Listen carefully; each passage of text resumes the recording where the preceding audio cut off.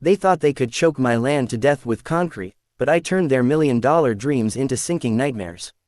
Wait until you hear how the HOA's greed drowned their own homes. Subscribe now for more jaw-dropping real-life revenge stories that prove karma doesn't knock, it kicks the door down.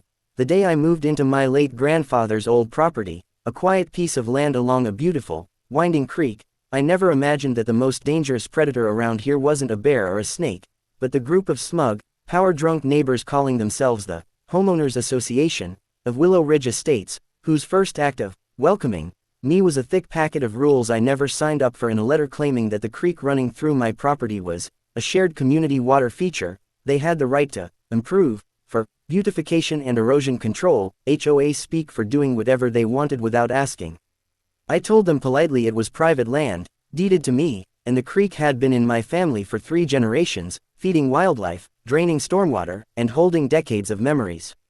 Their response? An icy smile from HOA President Marlene Blake, who I quickly learned was a retired lawyer with a talent for manipulation, followed by weeks of passive-aggressive emails about environmental compliance and community image.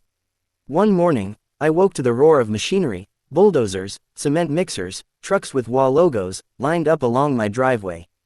By the time I ran to the creek, they were already laying rebar and pouring thick, gray concrete into the running water, filling it in section by section like they were sealing a coffin.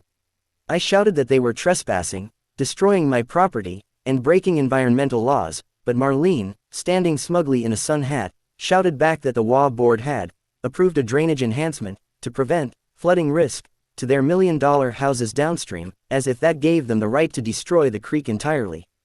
The smell of wet cement and betrayal filled the air, and I knew something irreversible was happening. Over the next 2 days, the entire central channel of the creek was blocked off, turning the flowing water into a stagnant pond that began to spread across my land. But nature doesn't forgive arrogance. Within a week, heavy rains came, and with the creek blocked, the water had nowhere to go.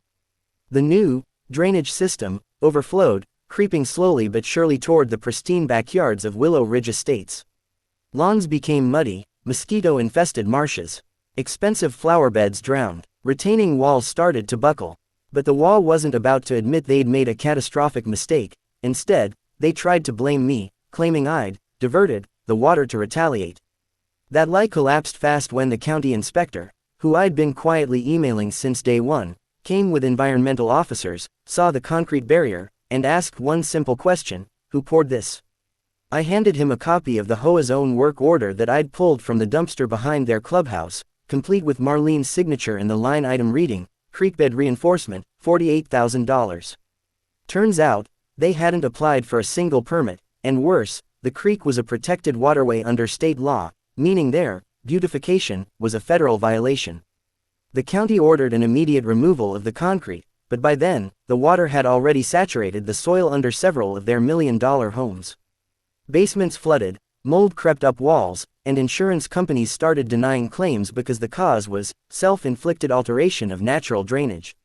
The HOA's reserve fund vanished in months as they paid legal fees, environmental fines, and emergency remediation. Several homeowners had to move out, unable to sell their swampy properties without taking massive losses.